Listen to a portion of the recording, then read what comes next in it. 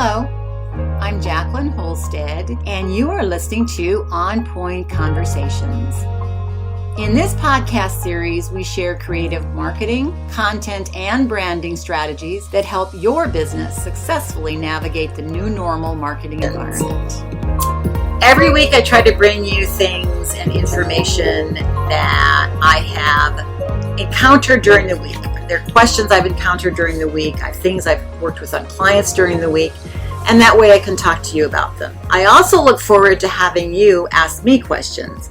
So you can reach me at onpointthinking.com and go to my contact page and send me an email and ask me any question that you want to ask me about marketing.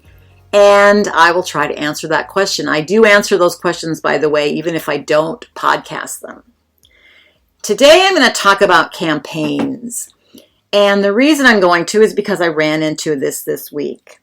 We used to call them drip campaigns, and I still call them with my clients sometimes drip campaigns, because they are the type of campaigns that don't just throw everything out.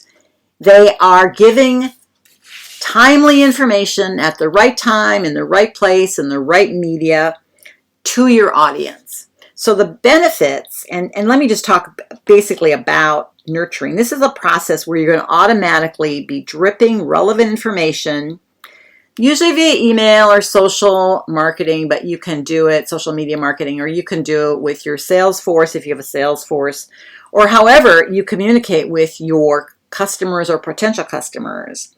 And it's how you work with them over a period of time based on either their reactions and what they're doing at that time, or a predetermined time intervals, because sometimes you can determine who's going to do what when.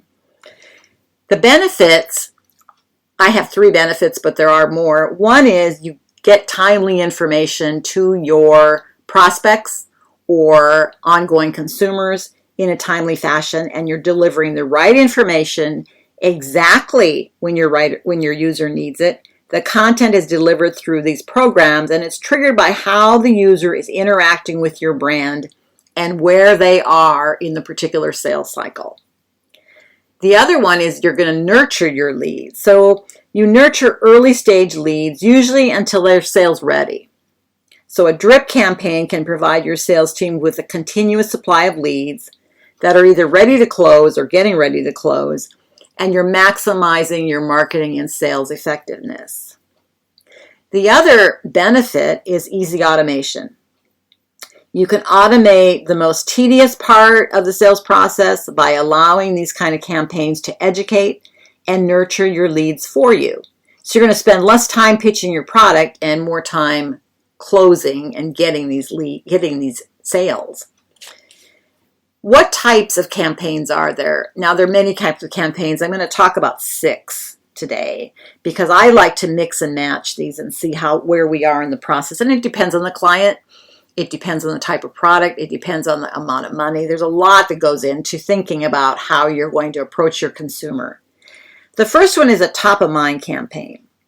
So that helps your leads engage with your company throughout the whole sales process. So you're staying in front of them. You're not being obnoxious, but you are staying in front of them with good information. Educational campaigns. Now, educational campaigns, that's going to provide relevant product information to your prospects to prepare them to purchase your product. Then you have re-engagement campaigns, and those are for people that you want to win back the interest of. Maybe they purchased from you, but they no longer purchase from you. And that could be just because they've forgotten about you. They haven't seen your new products. You want to keep them engaged. Competitive drips, that's where you target your competitors' customers with the benefits of switching to your product. Promotional drips or campaigns, which entice prospects with limited run promotions and special pricing efforts and offers. And then you have the training drips, which are used for new clients or internally used or used for clients, because lots of our products now update to give them new information on how to use those updates. Because you will keep your clients and your consumers more engaged if they know how to use your product. I mean, I have purchased some software products that I don't continue to subscribe to because I haven't taken the time to learn them. I haven't seen a way to use them effectively in my work, and maybe that's because it wouldn't be effective, but it also could be because I'm not getting that educational information. So when I'm working with a client, I'm looking at all these aspects, and I kind of ran through them quick. So let me do them again. There's either your top of mind drips. That's going to, you want your consumer to be thinking about you, at least periodically. And again, not obnoxious, but so that they're thinking about you. Some examples would be Portland Leather has a Facebook page. In fact, they have several Facebook pages of Facebook groups, basically, and those people talk about the product. They show their product, they show the excitement of their product. They might even pre-introduce a product that they saw that you're going to have, but Portland Leather is going to have pretty soon.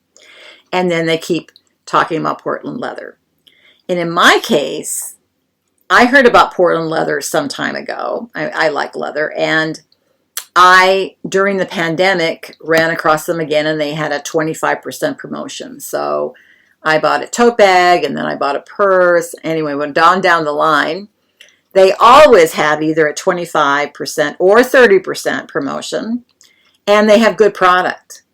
And when I forget about them, I see them sometimes on social media, particularly the Facebook page, that'll tell me what new product, and it's enticing to think, I should look into their product again. Maybe I need another case or something, whatever. So I engage with them that way. There's certainly many, many other companies that do that. There is I'm a writer too. So I wrote or read a book called Snowflake.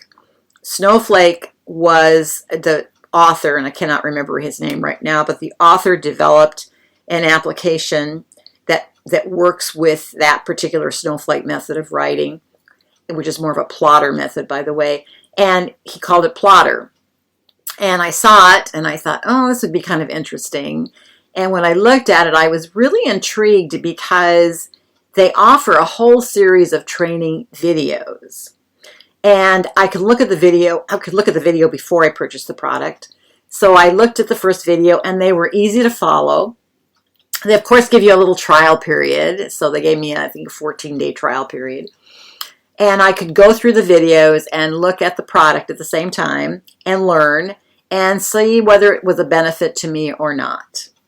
I also found that they were part of NanoWrite, which is another area, an area where writers meet and work together and work in groups, and they promote it there as a special promotion. It's not really that different in price, but it is a special promotion, and that's always nice. So they've really done a good job of infiltrating themselves in this whole writer market.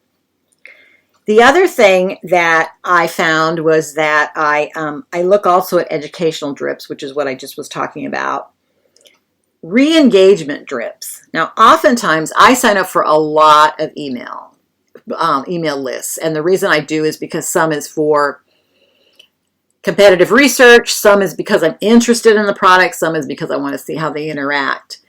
Oftentimes I will find that I don't hear from them, for that company, for a very long time, and then I might get an email and I've forgotten completely what they do, and so it's a reminder, which is good in a way to this re-engagement. I wouldn't wait too long before you work with your people who are on email. If they sign up for email lists, I would set some kind of expectation. You're going to see an email once a month, every other week, or many people, and you can see this done too, will ask you how often you want to be communicated with. I like being communicated with once a month. That is plenty for me because I get so many emails.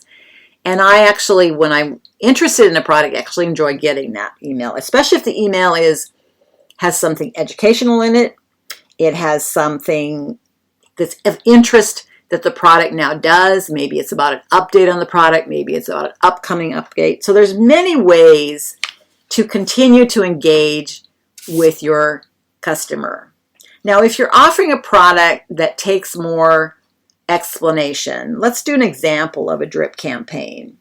So you might start and think about, do you want to do a white paper? Do you need anything like that? If that's a yes or no. Now, if it's a yes, then you can take that to an ebook so they can get it online. And is that a yes or is that a no? And maybe what that then becomes is a product demo. And once a prospect shows significant interest, you can schedule a personal call or an email that says, here's the product. Or you can do a video, which engages with content and shows the video. Video shows more information about the product. But let's say that you're not going to do a white paper because it's not that kind of a product. Maybe you want to do an ebook. I certainly see lots of ebooks on things where education is important, or there's a number of things that it isn't easy to understand, so you have an ebook. So then you can provide content that's actually a deeper analysis of the product and its benefits. And you want to make sure that you take the prospect from beginning to end when you're doing these drip campaigns, and sometimes they're called drip because you're dripping them in the middle. For example, if I'm already really interested in your product and I've already shown interest, or maybe I've already purchased once or twice, you're going to approach me differently than should approach me differently than you'd approach someone who doesn't even know what your brand is. And you need now more selling information and more information about the brand. So there are many types of campaigns, drip campaigns, and I could give you many examples. If you want to contact me, I can work with you on that or talk to you about it. But why are these best practices? What are the best practices in doing these types of campaigns? One is targeting your campaign. You really want to tailor your campaign so that they target each segment of your prospect list with more precise personal messages. Because the deeper you can segment, the more personal your message can be. Now, when I'm talking about personal, I'm not talking about, being very obnoxious and being personal, but in offering ways to make people feel more like they are a part of your company and you're not just selling them, and you're not just talking to them as if they were not even there, as if they were not even part of the process. You're interacting. You want to design the campaign for your audience. So make it easy and painless for your consumers or potential consumers to express their preferences regarding the frequency of messages. You often see that where someone will say, do you want to hear from us once a week, once a day, once a month, and the type of content they'd like and how they'd like to receive that content. I like email is fine because I can regard it or disregard it. Other people, or there are times when I'll say, no, send me a text because it's a faster process. I can get to it faster. So design it for your audience. And if you can't ask your audience, do the analysis with your audience, because there's so many options of finding out things about how your audience is working. And test, and test again. Test your campaign's effectiveness and continually evaluate which aspects are working the best. Review your campaign goals. Review what you've made or haven't made. Look at your metrics. How many opens did you get on your email? How many click-throughs? How many bounces? All of that information is available on your email programs, and almost on anyone that you use, or at least anyone that I've ever used. You can get a lot of information. So be sure you're looking at that, and you're testing, and you're testing, and you're testing. And then really utilize your tools. Marketing automation has become very, very easy. So you want to look at segmentation, social media connections, analytics. All of these things help make your campaigns more successful, help you talk to the right people, help you to stop talking to the wrong people. There are definitely people who are not going to be interested in your product. I mean, I shouldn't say that. There's maybe something out there, I can't think of what it would be, maybe gum or something. I don't know, but in lots of cases, you're going to be talking to a certain segment. And yes, you might have a periphery of other people purchasing that product, but you have that central segment of people who are either going to purchase it or purchase your competitor's product. So you want to be looking at that. I hope this helped you. I ran through this kind of fast. I'm looking forward to you contacting me at onpointthinking.com at my contact page and asking me questions. And I look forward to talking to you next week. And I hope that you have a really, really good week and a successful campaign and campaign development. Thank you for listening, and I invite you to join me next week as we talk more about specific actions you can take to reach your own business goals.